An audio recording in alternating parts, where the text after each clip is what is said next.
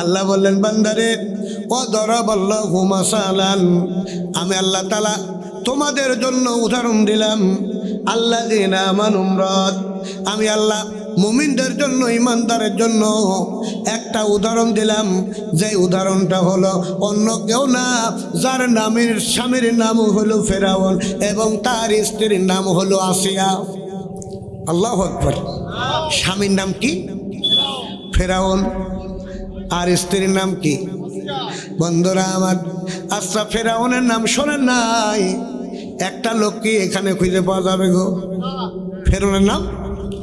বন্ধুরা আমার, যেই ফেরাউন সম্পর্কে আল্লাহ রাব্বুল আলামিন বলেন ইন্না ফিরআউনা আলা ফিল আরদি ওয়া জাআলা আহলাহা শিয়াআন ইস্তাদঈফু তাইফাতাম মিনহুম ইউজাব্বিহু আবনাআহুম ওয়া ইস্তাহয়ী নিসাআহুম ওয়া ইন্নাহু কানা মিনাল মুফসিদুন।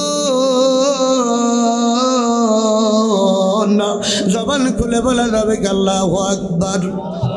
আমার আল্লাহ রাব্বুল আলামিন যেই ফেরাউন সম্পর্কে আল্লাহ বলতেছেন, ফেরাউন ছিল উদ্ধতকারী, সে শিশু হত্যা করত, সে নারীদের ক্ষমতায়ন করত, সে অনেক অপকর্ম করত, যার কারণে আল্লাহ তাকে বলেন ইন্নাহু তাগা, সে ছিল সীমালঙ্ঘনকারী।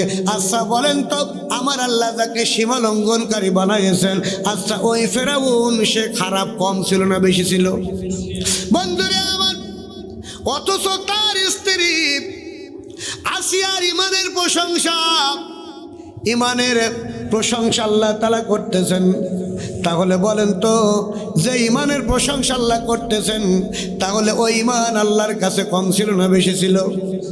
বন্ধুরা আমার খেয়াল করেন, আসিয়ার ইমান কেমন ছিল?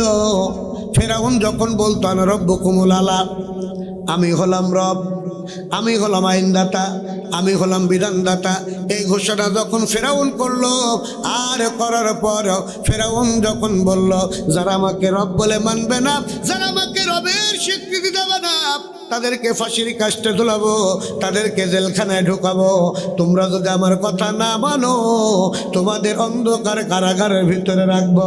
তার মানে বোঝা গেল কথায় কথায় জেলের ভয় যারা দেখায় তাদের ওই পরিচয়, তারা হইল ফেরাউনের গোষ্ঠী। কি কথা কয় না? বন্ধুরা আমার, এই ফেরাউন যখন এই ঘোষণা দিল, মানুষগুলো ইচ্ছায় হোক অনিচ্ছায় হোক, চাকরের তারা জেলখানার ভয়ে হোক, ফাঁসির কাস্টের ভয়ে হোক, সুরে চড়ার ভয় হোক, ফেরাউনকে রবের স্বীকৃতি দিয়ে দিল। কিন্তু বন্ধুরা আমার, এবার ফেরাউনের বন্ধু যার নাম হলো হামান টাকলা, নাম কি? হামান মানে হইল টাক। এমন টাক, ওর মাথা দেখে মনে হয় ফুটবল খেলার মাঠ। এরম আছে না? বাংলাদেশে দেখবেন ইতিহাস কয় যে যত টাক হয় ওর শয়তানি তত বেশি হয়। বাংলাদেশে এক টাক সবসময় মাথায় টুপি দিয়ে থাকতো, সংসদ ভবনেও ছিল। তো বিগত দিনে দেখেছি বাবা, এক টাক বলছে মাননীয় স্পিকার, বাংলাদেশ বঙ্গবন্ধুর বাংলাদেশে ইসলাম থাকবে, এটা আমার মানতে বড় কষ্ট হয়। কি শোনেন নাই? আমি চিন্তা করলাম, হায় হায়, টুপি মাথায় দিয়ে এমন কথা কেমনে কইরি? ওর আসল চেহারা দেখলাম আল্লাহ পেপারে, ওর মাথা তো চুল একটাও নাই, মাথা মনে হইল ফুটবল খেলার মাঠ। তখনই আমার মনে হইল এই টুপি সেই টুপি না, এই টুপি হইল টাক ঢাকা টুপি।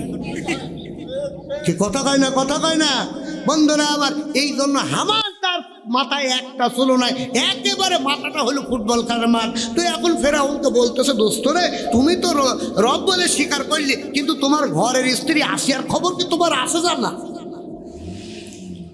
এখন হামান কয়, তাহলে কি কর, তোমার স্ত্রীর খবর জানো? আসিয়া কি তোমাকে রব বলে স্বীকৃতি দিয়েছ? তখন ফেরাউন কয়, তাই তো রে, এখন আমার ঘরের বোর খবর তো আমার জানা নাই এখন। তখন ফেরাউন কয়, আমান কয়, দোস্ত তোমার বউ যদি তোমাকে স্বীকৃতি না দেয় তাহলে শুনে নাও, এই কথা যদি জনগণের মাঝে চলে যায় তাহলে জনগণ তোমাকে ঝাঁটাপিটি করবে। কি কথা বলেন নাই? বন্ধুরা আমার, এই জন্য কিতাবের ভিতরে পড়ে দেখলাম এক রাতের বেলায় ফেরাউন এবং আসিয়া একই বিছানায় যখন শুয়ে আছে, এবার ফেরাউন আসিয়াকে প্রমাণ করার জন্য, কারণ হলো মহিলা হলো সবচাইতে ফোঁসের পাগল। কি মহিলারা কি ফোঁসের পাগল? আমার এদেরকে একটু প্রশংসা করবেন, এরা গইলে পড়ে যাবে। এই জন্য রসুল বলেন, তোমরা মহিলাদেরকে তোমরা শাসন করতে যেও না, কারণ তারা হলো বাঁকা হাড়ি তৈরি। এখন বাঁকা হাড় যদি সোজা করতে চান তাহলে হাড়ি কিন্তু ভেঙে যাবে। কথা কয় না? এখন আপনি কি করবেন ও মিয়া ভাই? তাহলে যেই নারী বাঁকা হাড়ে তৈরি, আল্লাহ নবী বলেন তাদের সাথে কঠোরতা করো না, তাদেরকে মহব্বত করো, ভালোবাসো। ভালোবেসে যদি কাছে ডাকো, দেখবে গইলে পড়ে যাবে। এখন আমাদের সমাজে আছে রে বাজান, যদি তরকারিতে একটু লবণ বেশি হয়, একটু ঝাল বেশি হয়, অন্তত পক্ষে এমন গালি দেয় বাবা, ওর 14 গোষ্ঠী উদ্ধার করে দেয়। কিন্তু বন্ধুরে আমার, এই জন্য যে কথা বলছিলাম আপনজনেরা, এই আসিয়াকে ফেরাউন রাতের বেলায় এক বিছানায় ডেকে যখন শুয়ে আছে, শুয়ে থাকার পর আসিয়াকে ফেরাউন বলে, আসিয়া তুমি কি ঘুমাই গেছো নাকি? এবার আসিয়া বলে, না না ঘুমাইনি। বলতেছে, যদি না ঘুমাও তাহলে কি আবার কয়েকটা প্রশ্নের উত্তর তুমি দেবা? আচ্ছা বলেন তো, এমন কথা যদি রাতের শেষের বেলায় ঘুমের ভিতরে যদি এমন কথা আমি হুজুর আমার বউকে বলি, তুমি কি ঘুমাই গেছো নাকি? রাগ করবে না খুশি হবে? আগেই বলবে, তুমি ভ্যান ভ্যান করো না, ওয়াজ করেছো, তাড়াতাড়ি শুয়ে পড়ো, আমাকে জ্বালাইও না। কি কথা কই না বন্ধুরে আমার? অথচ আসিয়া স্বামী কাফের হওয়ার পরেও স্বামী যখন বলতেছে, আসিয়া তুমি কি ঘুমাই গেছো নাকি? এবার আসিয়া বলতেছে, প্রাণের স্বামী আপনি কি আমাকে কিছু বলতে চান, কিছু কি জানতে চান? এবার আসিয়া ফেরাউন তখন বলে, আসিয়া রে তোমার কয়েকটা প্রশ্ন আমি করব, তুমি কি আমাকে জবাব দিবা? এবার আসিয়া বলে, স্বামী গো কথা দিলাম, আপনি যদি সারা রাত ধরে আমাকে প্রশ্ন করেন, আপনার সমস্ত প্রশ্নের জবাব আমি দিয়ে দেব। একবারে জোরে বলা যাবে কি সুবহানাল্লাহ? বন্ধুরে আমার, এবার ফেরাউন আসিয়াকে মহব্বত করে, ভালোবাসে, আর বলে, আসিয়া আচ্ছা আমার তোমাকে 3টা প্রশ্ন করতে চাই। কয়টা? সকলে বলে 3টা প্রশ্ন করতে চাই। 1 নম্বর হলো, আসিয়া তুমি বলো তো, তোমাকে আমি ভালোবাসার ভিতরে কি কোনো ভেজাল আছে? এবার আসিয়া তখন ফেরাউনকে কয়, প্রাণের স্বামী গো ভালোবাসার ভিতরে কোনো ভেজাল নাই।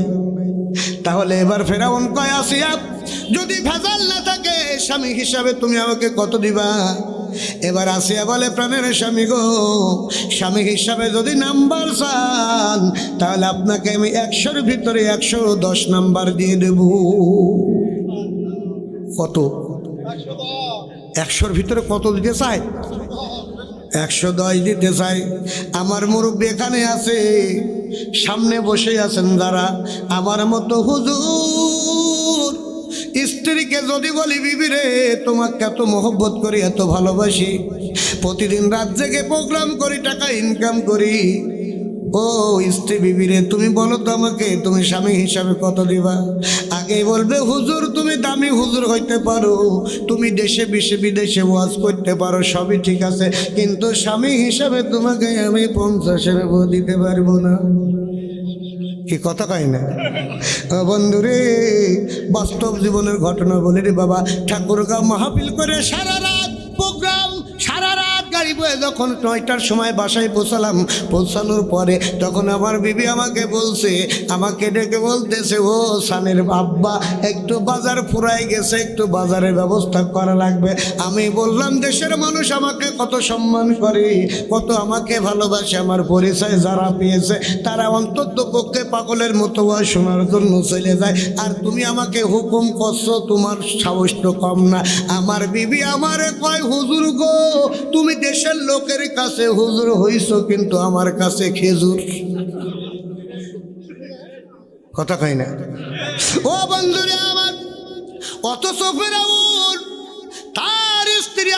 বলে, প্রাণের স্বামী, স্বামী হিসাবে যদি আপনি আমার কাছে নাম্বার পেতে চান, তাহলে আপনাকে আমি 100-র ভিতরে 110 দিয়ে দেব।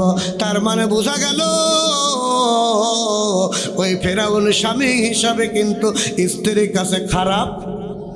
এবার 2 নম্বর প্রশ্ন হলো, এবার ফেরাউন কয়, ও আসিয়া, আচ্ছা বলো তো, পুলিশ হলো আমার, র্যাব হলো আমার, বিচারপতি হলো আমার, আদালত হলো আমার, প্রশাসন হলো আমার, আইন হলো আমার, সব কিছু আমার হওয়ার পরও ও আসিয়া তুমি বলো তো আমাকে, তুমি ছাড়া অন্য দিন কি কোনো নারীর দিকে আমি কুদৃষ্টি দিয়েছি? এবার আসিয়া তখন তার স্বামীর কথা শুনে বলে, ও প্রাণের স্বামী গো, আপনার চরিত্র খারাপ এটা আমি বলবো না। আল্লাহু আকবার। বন্ধুরা আমার ভালো করে বোঝেন, ফেরাউনকে আমরা কথায় কথায় গালি দিই, কিন্তু স্ত্রী বলতেছে, ও স্বামী গো, তোমার চরিত্র খারাপ এটা বলার ক্ষমতা আমার নাই।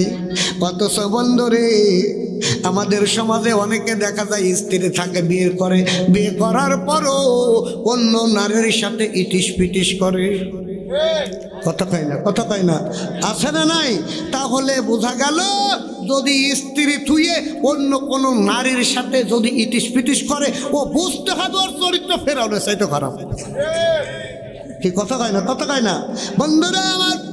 আর একটা হাদিস বলে যায়, আল্লাহ রাসূল সাল্লাল্লাহু আলাইহি সাল্লাম বলেন, তোমাদের ভিতরে সর্বোত্তম পুরুষ হলো ওই ব্যক্তি, আল্লাহর নবী বলেন, যার স্ত্রী স্বামীর চরিত্রের ব্যাপারে সাক্ষ্য দেয়, ওই পুরুষ হলো সমাজের সবচাইতে উত্তম পুরুষ।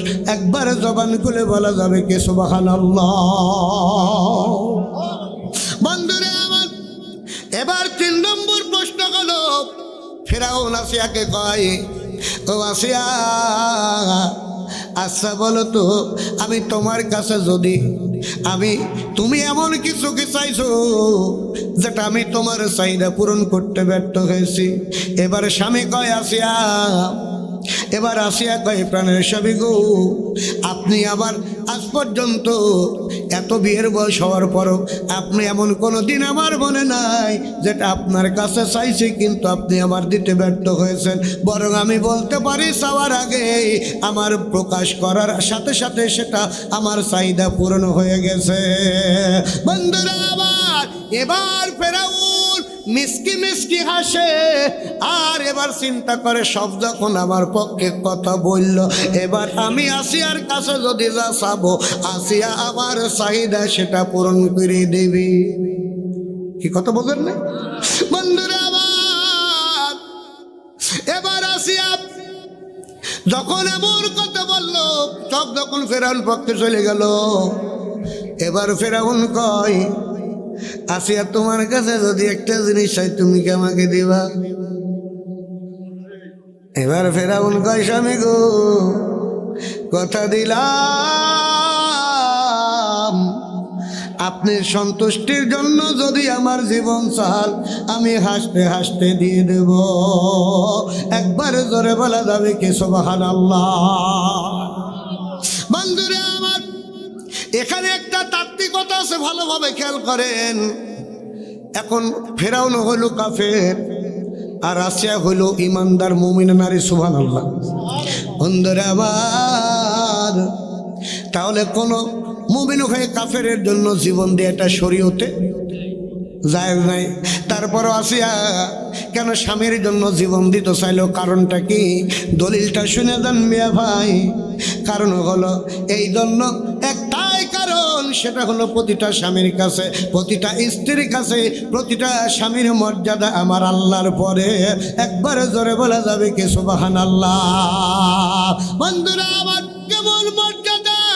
আল্লাহর নবী আমার সাহাবীদের নিয়ে যখন গল্প করতেছেন, এমন একটা উঠেছে নবীর কাছে যখন সেজদায় মাথাটা লুটিয়ে দেয়, আল্লাহ নবীকে দেখে উঠ যখন সেজদা দেয়, তখন নবীকে সাহাবীরা বলতেছে, হুজুর হুজুর, যেই উটের কোনো জ্ঞান নাই, বুদ্ধি নাই, বিবেক নাই, জ্ঞান নাই, ও হুজুর গো, এই উট আপনাকে কত সম্মান করে, ভালোবাসে, ইজ্জত করে, কিন্তু আমরা আশরাফুল মাখলুক হওয়ার পরও আপনাকে সম্মান দিতে পারি নাই, ইজ্জত দিতে পারি নাই। ও হুজুর গো, আসলে কথা হলো আমরা ব্যর্থ হয়েছে। আল্লাহ নবী বললেন, ও আমার সাহাবারা, শুনে নাও, শুনে নাও, এই পৃথিবীর বুকে মানুষকে সেজদা করার হুকুম নাই, কিন্তু কোনো মানুষ যদি মানুষকে সেজদা করার হুকুম থাকতো, তাহলে আমি রসুল মেয়েদেরকে বলতাম তারা যেন তার স্বামীকে সেজদা দেয়। বন্ধুরে আমার, তাহলে কথা হলো নবীকে সেজদা সাহাবীরা দেয় নাই, কি কথা বলে?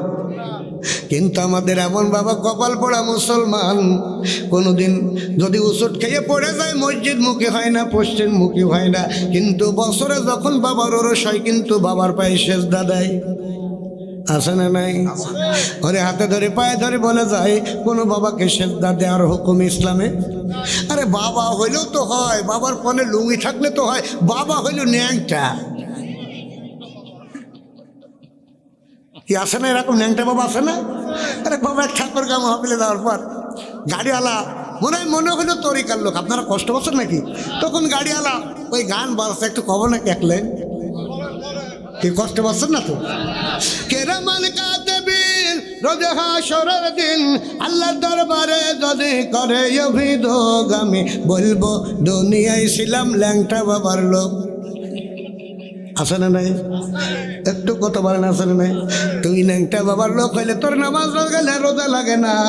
আল্লাহ বলতেছে মরে দেখ, তোর বাপের পাছাই লাথি, তোর পাছাইও লাথি। বন্ধুরে আমার, অথচ নবী আমার বলেন স্ত্রী সালাম, স্ত্রী তার স্বামীকে সেজদা দিত। তার মানে বোঝা গেল মানুষকে সেজদা দেওয়ার হুকুম ইসলামে দেয় নাই। যার কারণে ফেরাউন আসিয়ার কাছে স্বামী হওয়ার কারণে ওই আসিয়া স্বামীর সন্তুষ্ট অর্জন করতে চেয়েছে। এই জন্য আল্লাহ রসুল আমার বলেন, আইয়ুমা ইমরাতাত মাতাত জাওজুহা রাদিন দাখালাতিল জান্নাতা। রসুল আমার বলেন, কোন স্ত্রী মরে যাওয়ার পর স্বামী যদি বলে আল্লাহ আমার স্ত্রী আমার কাছে ভালো ছিল, আল্লাহ রসুল বলেন ওই স্ত্রীকে জান্নাত দেওয়া আমার আল্লাহর জন্য ওয়াজিব হয়ে গেল। আর এমন স্ত্রী বাবা পাইছি, কপাল গুনে যেমন হয়েছে হাইটি কাটা, তেমনি হয়েছে মুনিশ খাটা। যেমন হয়েছে স্বামীর গুণ, তেমন হয়েছে স্ত্রীর গুণ। আছে না নাই? বন্ধুরে, ইসলাম স্বামীর ভিতরে নাও, ইসলাম স্বামীর ভিতরে নাই, আবার স্ত্রীর ভিতরে নাই। যার কারণে বাড়িতে যে স্ত্রী ঘুমাই গেছে, বাড়িতে যে যদি বলেন বিবি রে একটু পানি পিপাসা লেগেছে, একটু পানি দেয়, আগে বলবে দেখিছে বুড়ো খাটাসের পিঠে আমি ঘুমাতেও দেখতে পাচ্ছি না। কি কথা কাজ আপনাদের এলাকার মারা বলেন, আমাদের মেহেরপুরে মায়ের কথা বলছে। বন্ধুরা আবার এই জন্য মা, পৃথিবীর বুকে স্বামী আর স্ত্রী কত মধুর সম্পর্ক। আল্লাহ রসুল বলেন, কোন মহিলা যদি স্বামীর সামনে যত উলঙ্গ খোলামেলা থাকবে, আমার রসুল বলেন আল্লাহ তত সওয়াব দিয়ে দেবে। কোন স্ত্রী যদি স্বামীর সামনে সেজে গুজে থাকে, স্বামীকে সন্তুষ্টি করার চেষ্টা করে, স্বামী স্ত্রীকে দেখে যদি একটু আনন্দ পায়, একবার মিষ্টি হাসে, এক মিষ্টি হাসিতে ওই স্বামী স্ত্রী উভয়ের আমল নামায় আল্লাহ দুইটা কবুল উমরা হজের সব আল্লাহ দান করে দেয়। আর কোন আমাদের সমাজের স্ত্রীরা বাড়িতে যখন স্বামী থাকে রে বাবা, মনে হয় ফকিন্নির বেটি। কথা কয় না? কত দামি জিনিস, কত দামি শাড়ি কিনে দিয়েছি রে বাবা, কত থ্রি পিস কিনে দিয়েছি। বাড়িতে যদি বলেন ও ফকির মা একটু পরে দেখাও না, আগে কবি চলবে না, মানুষের বাড়ি যেদিন যাবো সেদিন পরে দেখাবো। এই কথা কয় না? আসে না নাই? ও মা, আল্লাহ রসুল বলেন আল্লাহ রসুল বলেন কোন মহিলা যদি তার স্বামীকে আনন্দ দিতে পারে, খুশি দিতে পারে, রসুল আমার বলেন ওই মহিলাই হলো আমার আল্লাহর কাছে সর্বশ্রেষ্ঠ। একবারে জোরে বলা যাবে কি সুবহানাল্লাহ? ও বন্ধুরা আমার, আপন জোরে লাভ। এবার ফেরাউন তখন বলতে আসিয়া, তোমার জীবন দেয়া লাগবে না, তোমার রক্ত দেয়া লাগবে না, শুধু একটা স্বীকৃতি তুমি কি আমাকে দিবা? এবার ফেরাউন কয় আসিয়া তোমার জীবন দেয়া লাগবে না, তুমি কি একটা স্বীকৃতি দিবা? আর এবার আসিয়া বলে প্রাণের স্বামী গো, কি চান, আপনার জন্য আমি কি করতে পারি? এবার আসিয়া কয়, আসিয়া জিজ্ঞেস করার পর এবার ফেরাউন কয় আসিয়া রে, তুমি তো জানো আমি মিশরের রব সেজেছি। কি রব সেজেছি, আমাকে এবার তুমি রবের স্বীকৃতি দিয়ে দাও। তখন আসিয়া বলে দরকার কি রব মানা যাবে না। যখন রব মানা যাবে না, তখন মাথা মোটা ফেরাউন চিন্তা করলো, হাই হাই কাকে খাওয়াইলাম, কাকে ভালোবাসলাম, কাকে মহব্বত করলাম, যে আসিয়া ছাড়া আমি অন্য কোনো নারীর দিকে তাকাই না, কাউকে মেনে নিতে পারি নাই। অথচ সেই আসিয়া আমার একটা কেন আশা পূরণ করলো না? আচ্ছা বলেন তো, আপন মানুষ যদি মুখের সামনে এমন কথা বলে তাহলে কি মেনে নেওয়া যায়? কথা কয় না। আপন মানুষ চেনা বড় হৃদয় রে, আপন মানুষ বোঝা বড়ই দায়। বলেন ঠিক কিনা? চাইলে তারে যাই না ভোলাম, বুকের ভিতর কষ্টের মেলাম, চাইলে তারে যাই না ভোলাম, বুকের ভিতর কষ্টের দোলাম। আপন মানুষ সবচেয়ে বেশি আপনকে কাদায়, আপনকে কাদায়। আপন মানুষ চেনা বড়ই দায় রে, আপন মানুষ বোঝা বড়ই দায়। বলেন ঠিক কিনা? বন্ধুরা আসিয়া যখন ফেরাউনের সামনে মুখের উপর বলে দিল, আমি তোমাকে রবের স্বীকৃতি দিতে পারবো না। এবার ফেরাউন কয় আসিয়া তোমাকে আমাকে পুরোপুরি রবের স্বীকৃতি দেওয়া লাগবে না। এবার ফেরাউন কয় আসিয়া আমাকে তোমার পুরোপুরি অন্তর থেকে বলা লাগবে না, দয়া করে তোমার কাছে আবার একটা দাবি হলো আসিয়া, তুমি মানুষের সামনে অন্তত পক্ষে আমাকে রবের স্বীকৃতি দিয়ে দাও। আসিয়া বলে না না, আমার রবের জায়গা এক জায়গায়, আর তুমি ফেরাউন তোমার জায়গা হলো এক জায়গায়। আমার রবের জায়গা যেখানে, আমি তোমাকে কোশ্চেন কালো তোমাকে জায়গা দিতে পারবো না। বন্ধুরা আবার এবার ফেরাউন যখন দেখলো তার সম্মান থাকলো না, আমার মেহেরপুরের ভাষায় বলে মা তোর ভিক্ষি লাগবে না, কুকুর ঠাকা। কি মা তোর ভিক্ষি লাগবে না, কুকুর ঠাকা। ফেরাউন যখন দেখলো হায় হায়, আজকে যাকে এতদিন খাওয়ালাম পড়ালাম মহব্বত করলাম, ওই আসিয়া যদি আমাকে একবার রবের স্বীকৃতি না দেয়, কোনো মণ্ডল যদি সমাজের মাতব্বর হয়, ও যদি সঠিক বিচার না করে, যতই বিচারক ভালো হোক না কেন, যদি বোর হাতে ঝাঁটার বাড়ি খায়, বলেন তো ওর বিচার কি সমাজের লোক মানবে? বন্ধুরা আমার এবার ফেরাউন বড় দুশ্চিন্তার ভিতরে পড়ে গেল। হায় হায়, তখন কি করার এবার চলে বলে হোক, কৌশলে হোক। ফেরাউন এবার আসিয়াকে বলে আসিয়া, যদি তুমি আমাকে রবের স্বীকৃতি দাও অন্তর থেকে না মুখোমুখি যদি বলো, একটা বারের জন্য যদি বলো রে আসিয়া, তাহলে কথা দিলাম তোমাকে আমার রাজ্যের অর্ধেক ক্ষমতাশীল, রাজ্যের অর্ধেক ক্ষমতা আমি তোমার নামে লিখে দেব। কি চিন্তা করেছেন? কত ক্ষমতা! অর্ধেক ক্ষমতা দিয়ে দেব।